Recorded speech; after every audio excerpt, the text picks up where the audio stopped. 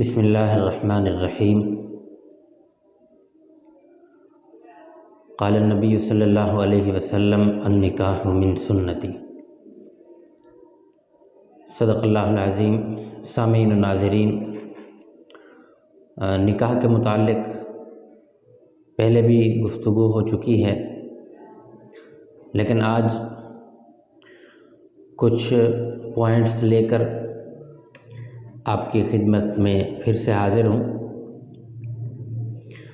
سب سے پہلے ہمارے اس معاشرے کے اندر نکاح کو ایک ضروری چیز سمجھا جاتا ہے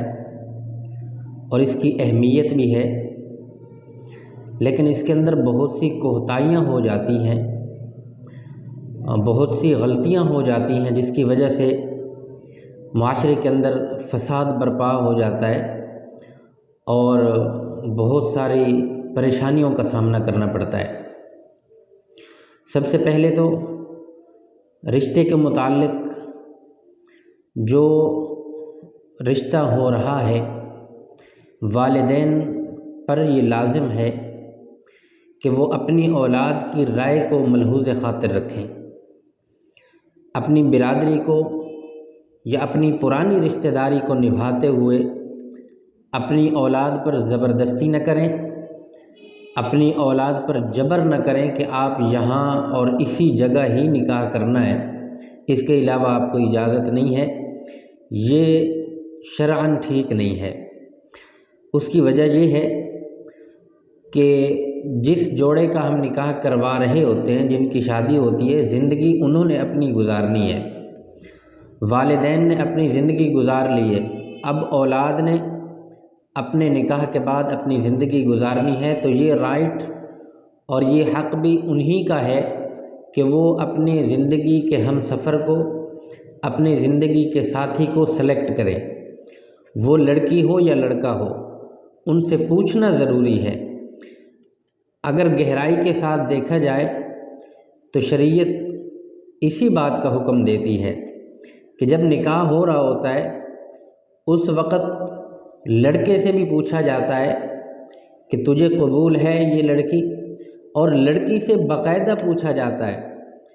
اور اگر لڑکی محفل میں نہیں آ سکتی تو اس کا وکیل مقرر کیا جاتا ہے، اس کو اجازت لی جاتی ہے، وہ کہہ دے کہ میرے والدین میرے وارث ہیں، میرے بھائی میرے وارث ہیں، وہ جو فیصلہ کریں گے مجھے قبول ہے، تب شریعت کہتی ہے کہ آپ اس کا نکاح پڑھائیں گے تو درست ہوگا۔ اگر لڑکی اجازت نہیں دیتی تو نکاح ہی نہیں ہوتا، لڑکا قبول نہیں کرتا تو نکاح ہی نہیں ہوتا۔ اب اگر یہاں ہم جبر کریں گے اور زبردستی کریں گے، والدین کی طرف سے ہو یا رشتہ داروں کی طرف سے ہو، تو یہ نکاح نہیں ہوگا۔ اگر نکاح ہو بھی جائے کسی روح سے، وہ موقع پر پریشرائز ہو کر اور والدین کی جبر کو سہتے ہوئے یہ اقرار کر بھی لیں کہ ہم نے نکاح میں ایک دوسرے کو قبول کیا ہے، تو ساری زندگی ان کی آپس میں نہیں بنتی، ساری زندگی لڑائی جھگڑوں میں پریشانیوں میں گزر جاتی ہے۔ اس لیے ان چیزوں کا خیال رکھنا ضروری ہے، اور یہ نبی اکرم صلی اللہ علیہ وسلم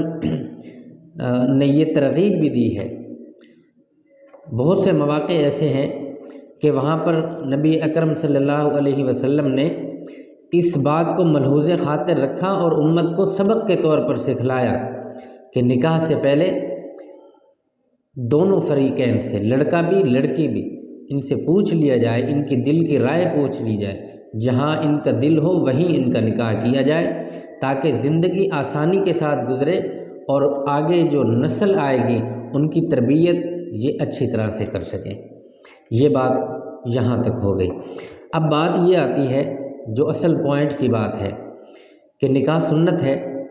لیکن ہمارا یہ جو معاشرہ چل رہا ہے، فقہا نے لکھا ہے کہ ایک وقت ایسا آتا ہے کہ انسان پر نکاح فرض بھی ہو جاتا ہے، ایک موقع پر واجب بھی ہو جاتا ہے، اور ایک موقع ایسا ہے جہاں نکاح سنت عمل ہے، مستحب عمل ہے۔ تو یہ تین موقع کون سے ہیں یہ میں وضاحت کر دیتا ہوں۔ انسان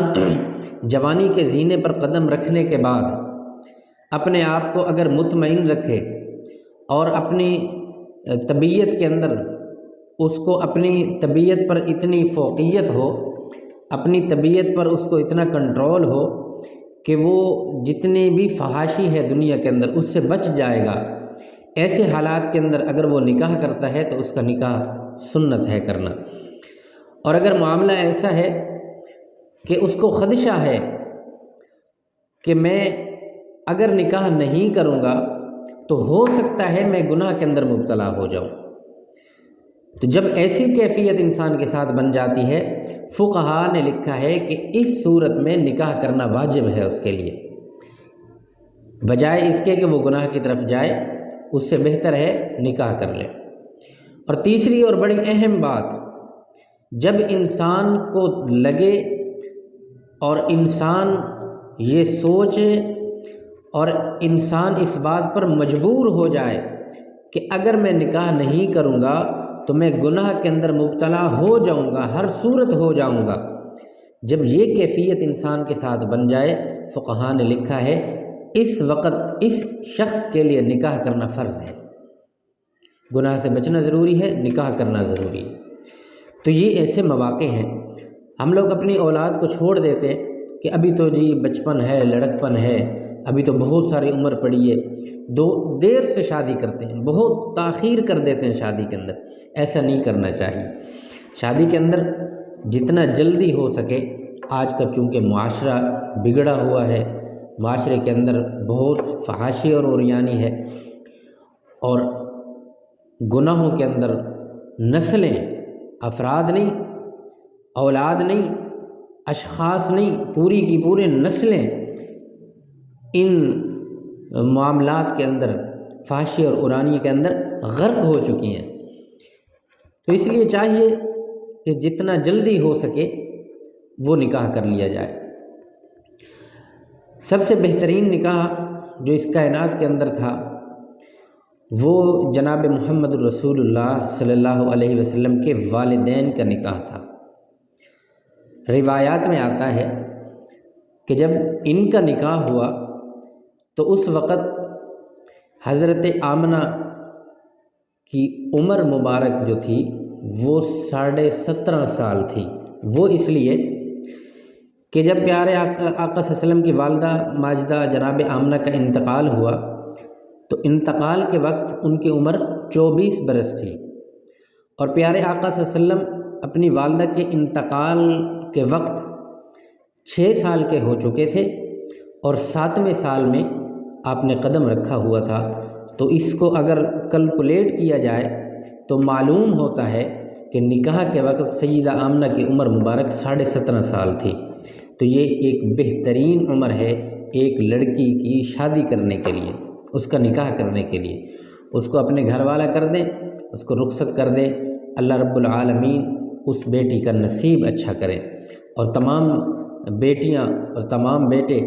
آج کل تو معاملہ یہ ہے، لوگ دعا کرتے تھے نا کہ بیٹیوں کے نصیب اللہ رب العالمین اچھے کرے، آج علماء لکھتے ہیں جہاں بیٹیوں کے لیے یہ دعا کی جاتی ہے کہ بیٹیوں کا نصیب اچھا ہو، وہاں بیٹوں کے لیے بھی دعا کی جائے کہ اللہ بیٹے کے نصیب بھی اچھے کرے، اور اس کا ہم سفر اور زندگی بھر کا ساتھی جو ہے اس کو اللہ رب العالمین اچھا عطا کرے۔ اور یہ ایسے نہیں، حضور نبی کریم صلی اللہ علیہ وسلم نے فرمایا 3 چیزوں میں اللہ رب العالمین سے دعا کرنی چاہیے کہ اللہ وہ بہترین عطا فرمائے۔ پہلا گھر، دوسرا سواری، اور تیسرا بیوی۔ بیوی کے متعلق نبی اکرم صلی اللہ علیہ وسلم نے فرمایا اللہ رب العالمین سے دعا کیا کریں کہ اللہ ہم سفر زندگی بھر کا ساتھی جو ہے وہ اچھا عطا کرے، تاکہ زندگی کے جو لمحات ہیں وہ سکون کے ساتھ گزر سکے۔